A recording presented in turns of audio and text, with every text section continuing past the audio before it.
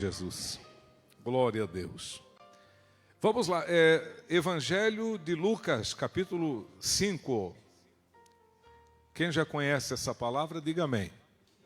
Então vamos ler, né, irmãos? E aconteceu que, apertando a multidão para ouvir a palavra de Deus, estava ele junto ao lago de Genezaré, e viu estar 2 barcos junto à praia do lago. E os pescadores, havendo descido deles, estavam lavando as redes. E entrando num dos barcos, que era o de Simão, pediu-lhe que o afastasse um pouco da terra. E assentando-se, ensinava do barco a multidão. E quando acabou de falar, disse a Simão: Faze-te ao mar alto e lançai as vossas redes para pescar. E respondendo Simão, disse-lhe: Mestre, havendo trabalhado toda a noite, nada apanhamos, mas sobre tua palavra lançarei a rede. E fazendo assim, colheram uma grande quantidade de peixes, e rompia-se-lhes a rede. E fizeram sinal aos companheiros que estavam no outro barco, para que os fossem ajudar.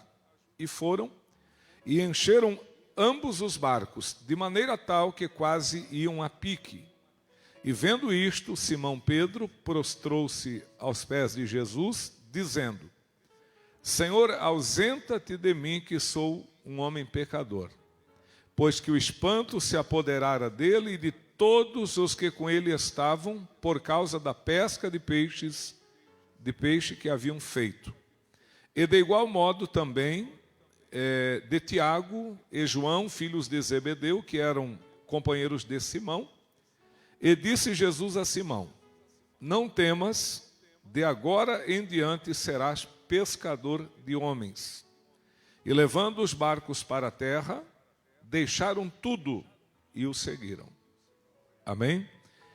Eu convido a igreja para sentar, meus irmãos. Deus abençoe. Glória a Deus. Bom, a epígrafe desse texto diz: a pesca maravilhosa. Então, realmente foi uma pesca muito maravilhosa que eles fizeram, né? Agora, essa passagem bíblica, irmãos, ela tem 2 momentos bem distintos. O primeiro é quando Pedro está pescando durante toda a noite, juntamente com os demais companheiros de pesca, e no barco de Pedro não tem Jesus. Está Pedro, Tiago, João, os demais colegas de trabalho, mas Jesus não estava naquele barco. Então eles trabalharam toda a noite e a Bíblia diz que eles não pegaram nada. Isso é uma coisa, digamos assim, irmãos, até normal, né? Até tem um provérbio que não é bíblico, mas é um provérbio popular que diz assim: um dia da pesca, outro do pescador, também um dia da caça, outro do caçador. Então, às vezes não é como a gente pensa, né? Às vezes a pessoa olha tudo, dia de lua, a lua mais adequada, hora adequada, local adequado, escolhe tudo o melhor, mas chega lá e não pega nada, né? Mas quando a gente pesca, irmão, por esporte, para matar um tempinho, comer um peixinho assim, de forma esporádica, tudo bem.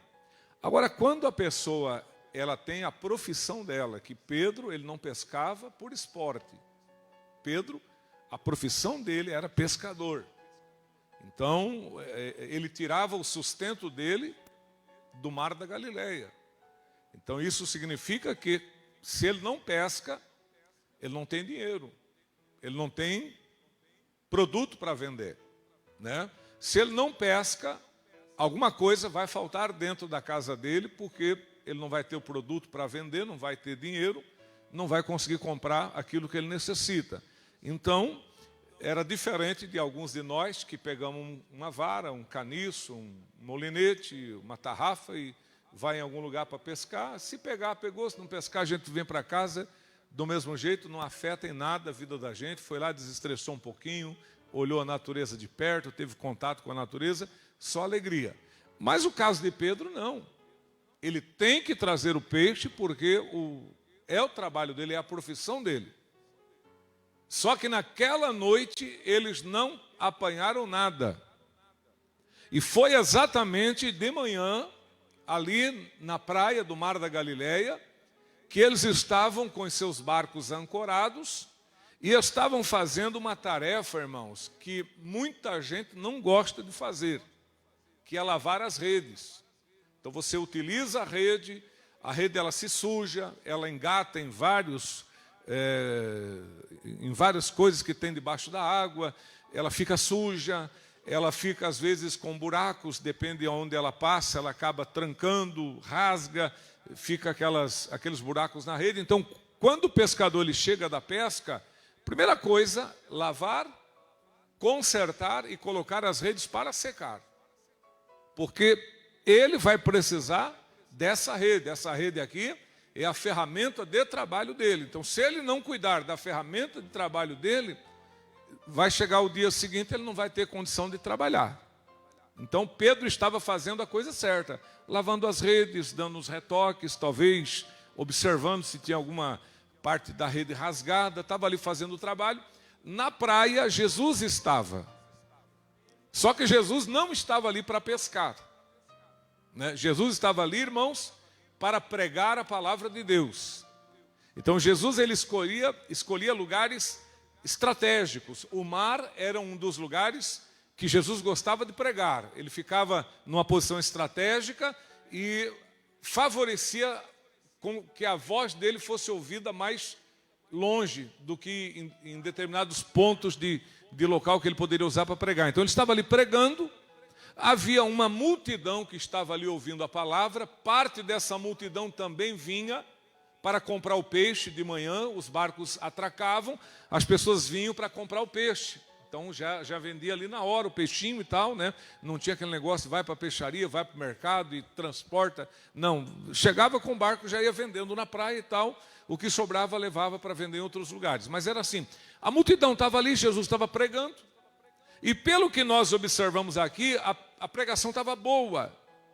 Porque a multidão ela foi aumentando e foram cada vez mais se aproximando de Jesus. Foi aí que Jesus sentiu a dificuldade para pregar, porque a sua voz estava sendo abafada, porque ele estava rodeado.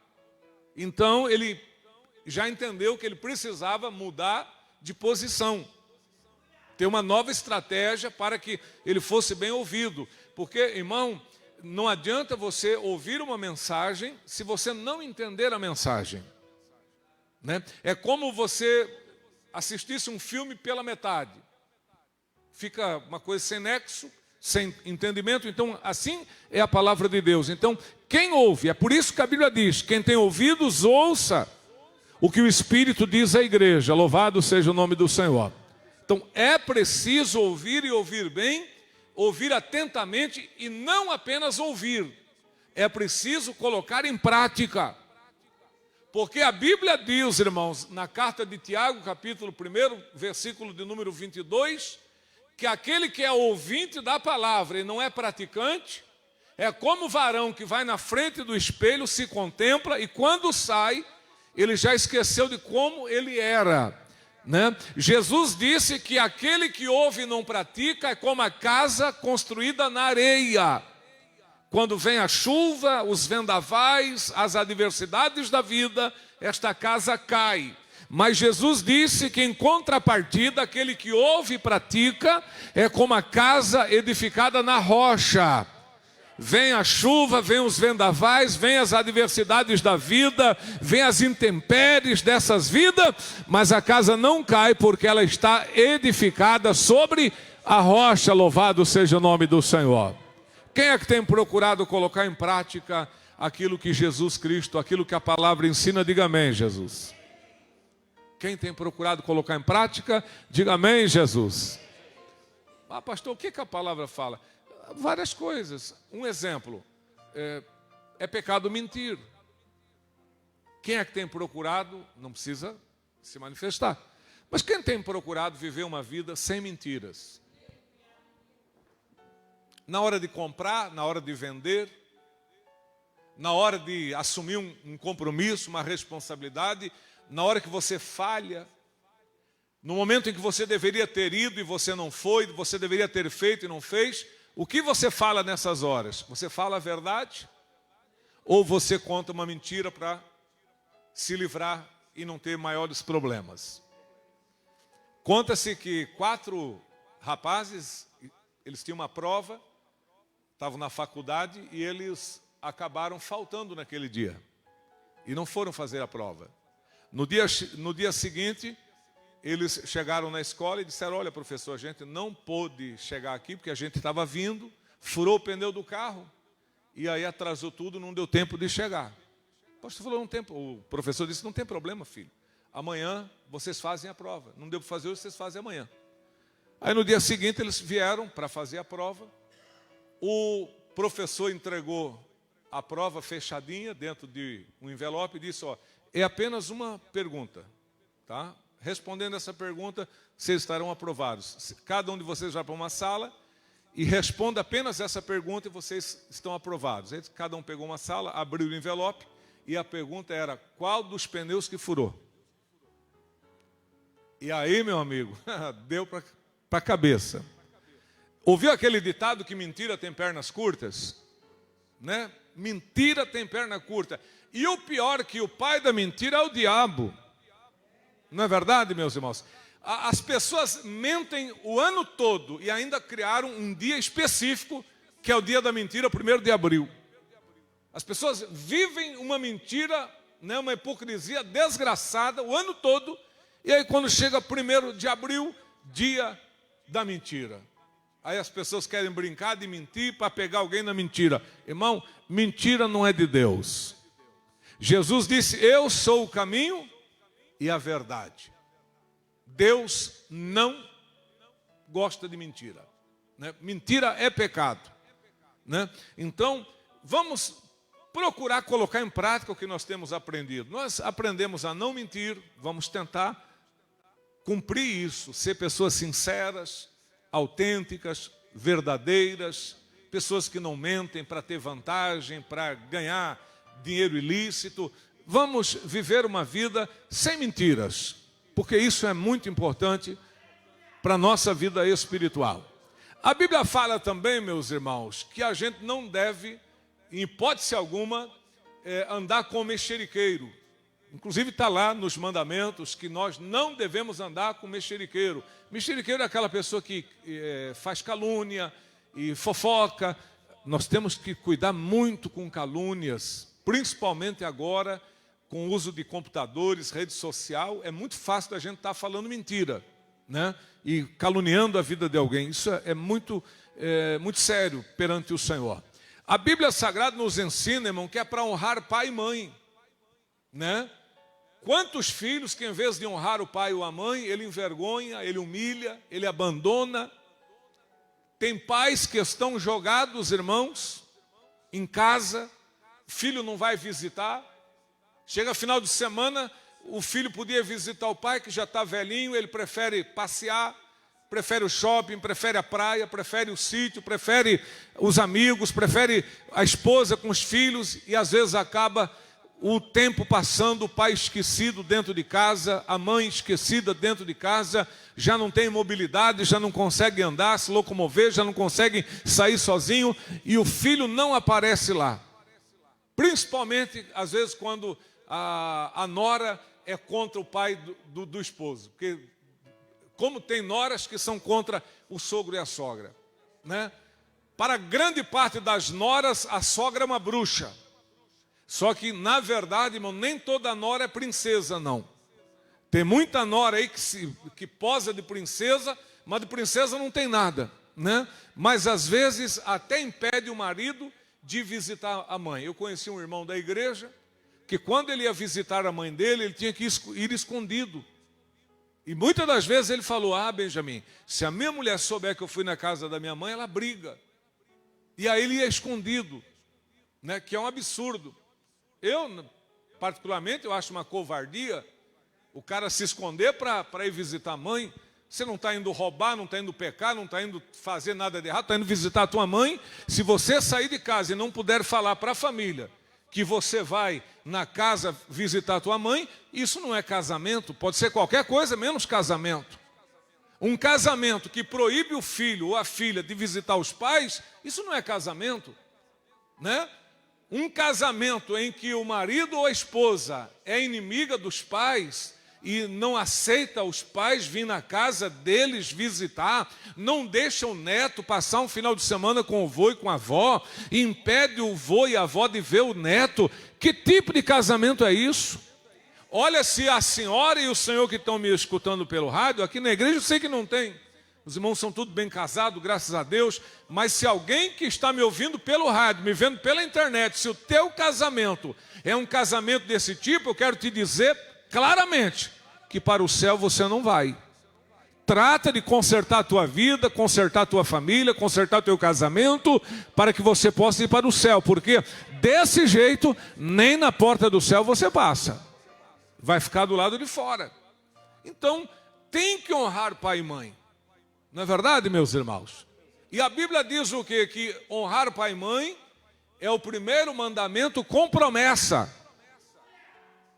Esse é o primeiro mandamento de Deus que tem uma promessa. Pastor, qual é a promessa que Deus faz para quem honra os seus pais?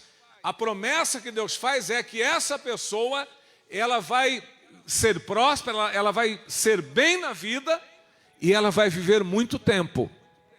Então são duas promessas. Promessa de ser uma pessoa bem-sucedida e promessa de ter uma vida longa. Inclusive Deus diz, tu vai ver o filho dos teus filhos. Oh, louvado seja o nome do Senhor.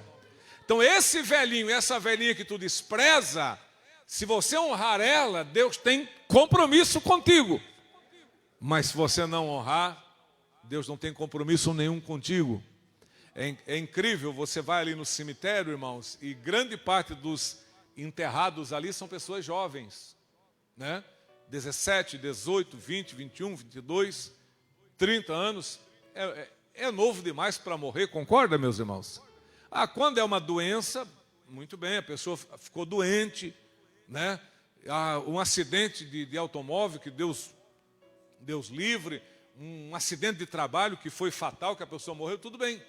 Mas grande parte daquelas pessoas jovens que estão enterradas ali, estavam envolvidas com droga, estavam envolvidas com crime, estavam envolvidos com prostituição, estavam envolvidos com bebedeiras. O pai dizia, não bebe, o pai dizia, não usa essa coisa, o pai dizia, não vai lá, abandona essas amizades.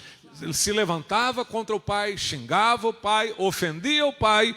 Hoje está lá debaixo de 7 palmos de terra. Mas quem honra o pai e a mãe, obedecendo, porque a maior forma de honrar os pais é ser filho obediente. Não adianta comprar sapato novo, camisa, vestidinho novo para a mãe, se você não obedece. Então a maior honra que um filho pode dar ao pai é obedecer os seus pais. Amém, meus irmãos? Então, não vamos ser apenas ouvintes da palavra, mas vamos ser o quê? Praticantes. Amém? Há uma diferença entre quem ouve e quem pratica. Então, muita gente ali ouvindo Jesus pregar e tal. Será que todos aqueles que saíram dali no final daquele culto arrumaram a vida? Eu acho que não. Alguém deve ter dito, olha, o Nazareno falou umas coisas boas, hein? Olha, tudo verdade o que ele falou. Não, é difícil alguém que contraria o pregador. A maioria das pessoas concordam, né? Não, o pastor está certo, a palavra foi boa, é assim mesmo que tem que ser. Não, isso é tudo verdade, mas não vai para o céu quem concorda, vai para o céu quem obedece. Então você concordar, eu fico feliz, né? Mas eu fico mais feliz ainda se você obedecer. Porque a obediência, ela te faz tornar um filho de Deus, uma filha de Deus. A obediência te torna um salvo em Cristo Jesus. A obediência faz com que o teu nome esteja escrito no céu, no livro da vida. Então a minha alegria é muito maior quando a pessoa obedece. Amém? Então Jesus pregando, todo mundo ali ouvindo. Aí começaram a vir para perto de Jesus. Jesus teve que sair dali e Jesus entrou no barco. Haviam 2 barcos ali. Quem lembra de quem eram os barcos? Um era de Pedro e o outro era de quem? Do João, isso. Lá estava o barco de João e aqui estava o barco de Pedro. Então Jesus ele teve oportunidade de escolher qual barco ele queria. E ele optou pelo barco de Pedro. Não me pergunte por quê, né? Não sei, tá? Não sei se foi apenas uma escolha, digamos assim, uma opção única, ou Jesus quis realmente dar essa oportunidade para Pedro. Não me pergunto, que eu não sei lhe dizer, mas ele escolheu o barco de Pedro, né? E entrou no barco, olhou para Pedro e disse: afaste o barco assim um pouco da praia. Quem compreende que Pedro estava cansado? Irmão, não tem essas pessoas que quando cansam um pouquinho ficam estressadas? Se tem alguém aqui que faz um trabalho e se estressa, cuidado, né? Depois que eu trabalho eu fico estressado. Não pode, meu irmão, tá? O Pedro estava cansado, trabalhou a noite toda, não dormiu. Quando Jesus entrou no barco e sentou e pediu para Pedro afastar o barco, se Pedro é um estressadinho, ele poderia dizer mais ou menos assim, ó: afasta tu, vou para casa dormir. Poderia ter dito isso ou não? Poderia. E ele poderia, irmão, se esconder na desculpa de quê? Estava cansado. Me desculpa, mas eu estava cansado. Não, Pedro foi humilde. Pedro foi um homem de paciência aqui, meus irmãos. Jesus pediu para Pedro afastar o barco, Pedro afastou o barco, Jesus estava sentado. Irmão, Pedro sabia que o negócio ia demorar, porque quando a gente não vai demorar, a gente fala de pé rapidinho. Quando senta é porque não está com muita pressa. E se você observar na Escritura, Jesus se assentou, ficou ali. E não foi apenas para manter equilíbrio, porque Jesus é um homem de 30 anos, é um filho de carpinteiro. Ele consegue ficar em pé dentro de um barco, ele tem equilíbrio para isso. Ele não é um velho, não é uma pessoa debilitada. Ele assentou por quê? Porque na hora de ensinar era geralmente costume do mestre e de todos os rabinos ensinar assentado. E aquilo ali demorava. Pedro sabia que agora ia demorar, mas Pedro ficou ali. Não reclamou, não se afastou, não saiu, não foi para casa. Muitas das vezes nós fazíamos culto na casa de irmãos e a família composta de 5, 6 pessoas, vinha 2 para o culto e outros não vinham.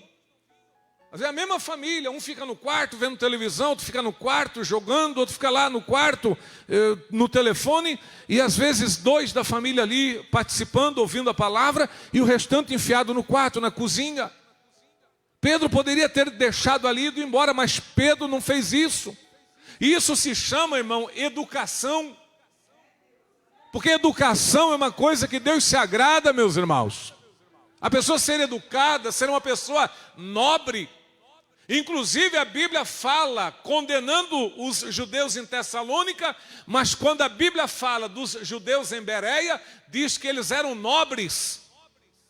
A Bíblia fala que os bereanos foram muito mais nobres do que os de Tessalônica, porque os em Tessalônica não quiseram ouvir a palavra, mas os judeus em Bereia disseram para Paulo: fale que nós queremos ouvir o que você tem para falar. Aí depois, se não quiser aceitar, não aceita, mas pelo menos ouve. Quantas pessoas, irmãos, que está com o rádio ligado, e quando ele vê que é um hino evangélico que está tocando, ele desliga o rádio.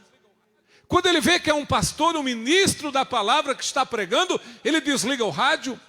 Você tem o direito de desligar o rádio, porque o rádio é teu, e você ouve o que você quiser, mas é assim, ó, pelo menos ouça o que Deus tem para falar. Aí depois você vai tirar as suas conclusões e decidir a sua vida.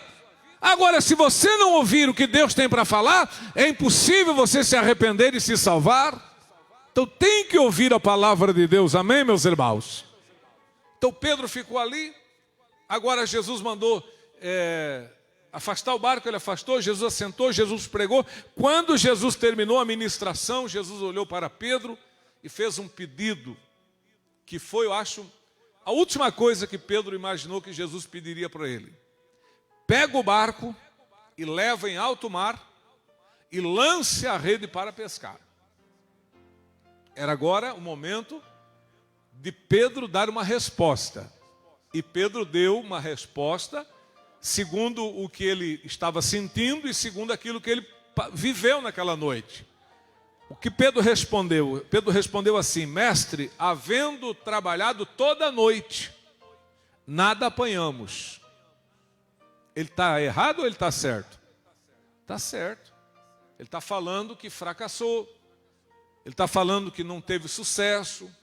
Ele está falando que não teve êxito na pesca, que a situação estava difícil, que aquele dia não era próprio para pesca, que se ele não pegou a noite, de dia é muito mais difícil ainda. É isso que Pedro está falando.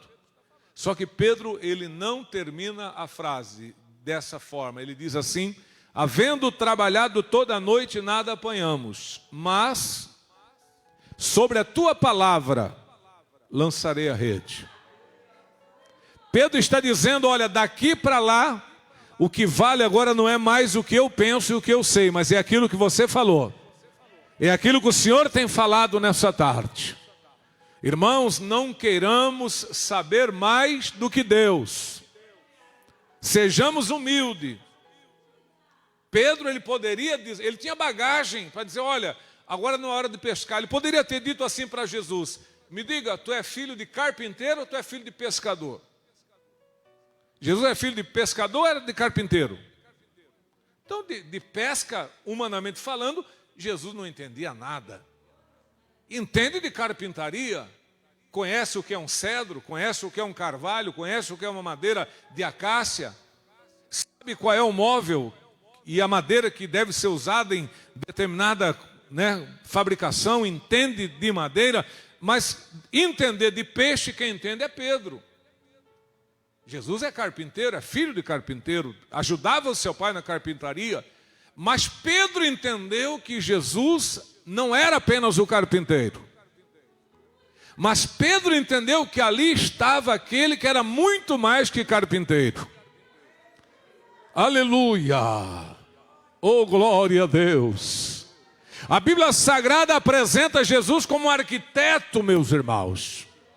Então estava ali não apenas o filho de um carpinteiro, mas estava ali o grande arquiteto desse mundo, meus irmãos. Aquele que criou céus e terra, aquele que criou tudo que existe nesse planeta, nesse universo, foram criados por ele e através dele, meus irmãos. E Pedro entendeu isso. E Pedro disse: sobre a tua palavra lançarei a rede. Levaram o barquinho lá para fora, irmãos. Jogaram a rede. E quando começaram a puxar a rede, tiveram uma surpresa. Irmãos, começou a vir peixes. E veio vindo peixe e peixe. A Bíblia diz que a rede estava tão cheia que ela quase se rompia. E foram tirando peixe, puxa a rede, e tem peixe, e tira peixe, tem mais peixe, vai puxando a rede. Daqui a pouco o barco de Pedro estava cheio. Não havia mais lugares para peixes no barco de Pedro. A rede ainda estava na água e ainda tinha peixe. E aí o que eles fizeram? Chamaram João com o seu barco. João veio, encostou o barco ao lado e começaram a puxar a rede. Barco de João agora começa a receber os peixes. E a Bíblia diz que ambos os barcos foram tão cheios que quase iam a pique, quase afundavam. Que diferença do antes sem Jesus e agora o depois com Jesus. Que isso aqui sirva de motivação para mim e para os irmãos aqui nessa tarde. Muita coisa deu errada para nós, muita coisa erramos, muita coisa falhamos, muita coisa não fluiu, muita coisa não foi como a gente esperava que fosse, mas talvez porque nós esquecemos Jesus na praia. Porque talvez Jesus não estava no barquinho com a gente. Quantos casamentos falidos, casamentos destruídos, por quê?